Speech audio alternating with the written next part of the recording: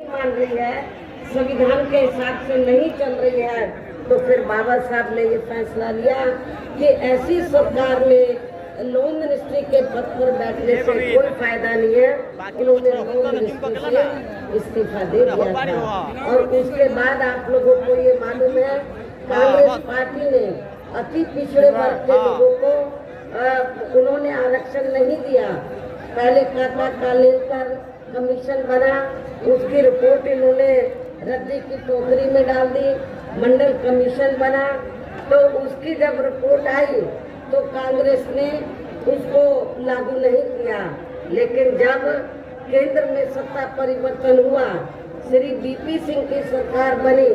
तो उस समय वो देश के प्रधानमंत्री बने, तो वो चाहते थे कि बीएसपी का भी समर्थन उनको मिलना चाहिए। हमारे कई मेंबर पार्लियामेंट के लोकसभा में, उस समय मैं भी 1989 में लोकसभा में चुनाव जीत कर आई थी, तो हमने श्री बीपी सिंह को ये कहा था, हमें आपसे कुछ नहीं चाहिए, ना मिनिस्ट्री चाहिए, ना कुछ चाहिए। हम आपको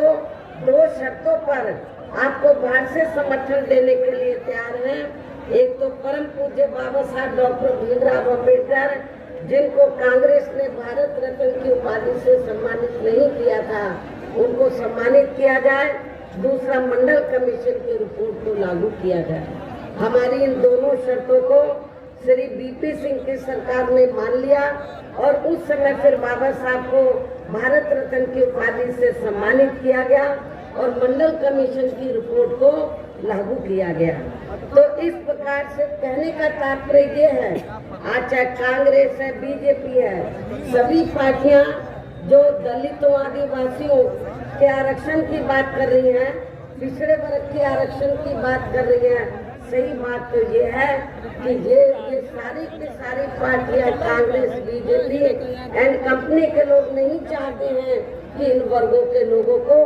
भारतीय संविधान के मुताबिक आगे बढ़ने का मौका मिले। ये तो जो थोड़ा घना लाभ मिल रहा है बीएसपी की वजह से मिल रहा है, और यदि बीएसपी नहीं बनती तो अब तक ये रिजर्वेशन भी खत्म कर दिया जाता। बीएसपी के बनने के कारण ये दबाव में आकर थोड़ा घना ये आरक्षण दे रहे हैं। और अब पिछले काफी वर्षों से आपको मालूम है, जब कांग्रेस ने भारतीय संविधान के हिसाब से अपनी जिम्मेवारी को नहीं निभाया, बाबा साहब को लॉ मिनिस्ट्री से इस्तीफा देना पड़ा और फिर हमें बीएसपी बनाने की जरूरत पड़ी। आगे चलकर फिर हमें बीएसपी बनाने की जरूरत पड़ी। और इतना ही नहीं, कांग्रेस की दोगली नीति की वजह से, कथनी और करनी में अंतर होने की वजह से कांग्रेस केंद्र और ज्यादातर राज्यों की सत्ता से बाहर हो गई और अब पिछले काफी वर्षों से बीजेपी एवं इनके सहयोगी दल केंद्र में अधिकांश राज्यों की भी सत्ता में काबिज हो गए हैं। साथ ही इनकी भी, यानी कि बीजेपी की भी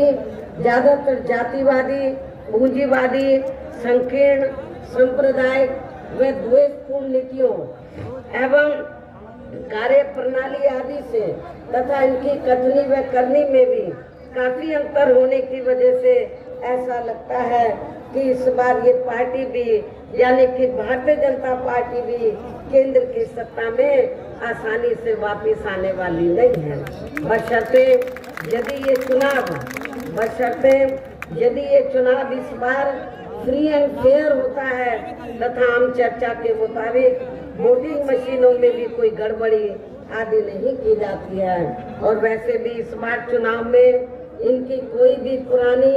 एवं नई चल रही नाटकबाजी, जुमलेबाजी व गारंटी आदि काम में आने वाली नहीं है, क्योंकि अब देश की जनता काफी हद तक इस बात को समझ चुकी है कि इनकी पार्टी ने अब तक देश के विशेषकर गरीबों, कमजोर तबकों, मध्यम वर्गीय एवं अन्य मेहनतकश लोगों को जो इन्हें अच्छे दिन दिखाने के असंख्य प्रलोभन भरे वायदे किए हैं तथा अनेकों हवाई व कागजी गारंटी आदि भी दी है, तो उनका जमीनी हकीकत में अभी तक भी इन्होंने लगभग 1/4 हिस्सा भी कार्य पूरा नहीं किया है, बल्कि इसके स्थान पर इनका ज्यादातर समय व ताकत भी जहाँ इनके अपने चहेते रहे बड़े बड़े पूंजीपतियों एवं धन्ना सेठों को ही